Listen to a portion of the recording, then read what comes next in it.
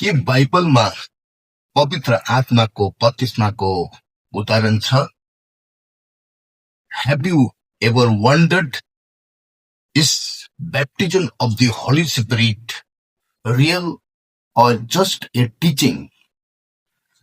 नमस्कार साथीहरू, आज हामी हेर्नेछौँ के बाइबलमा यसको एक्जाम्पल छ? Answer is yes, absolutely.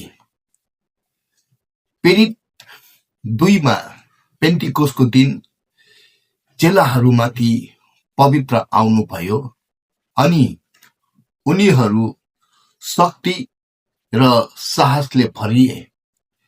फेरि प्रेरित 10 मा जब पत्रुसले सन्देश सुनाइरहेका थिए, होली स्पिरिट अचानक कर्नेलियसको घरमा खनिनुभयो बिना कुनै ritual.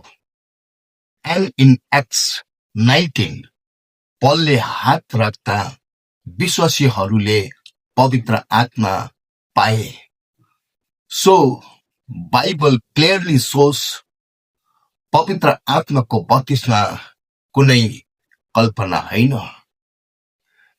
It's a real experience God gives to believers.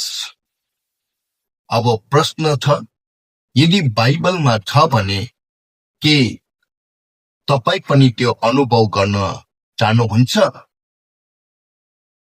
Follow गर्नुहोस्, नेक्स्ट एपिसोडमा हामी जान्ने छौँ कसले पवित्र आत्माको बप्तिस्मा पाउन सक्छ। God bless you all.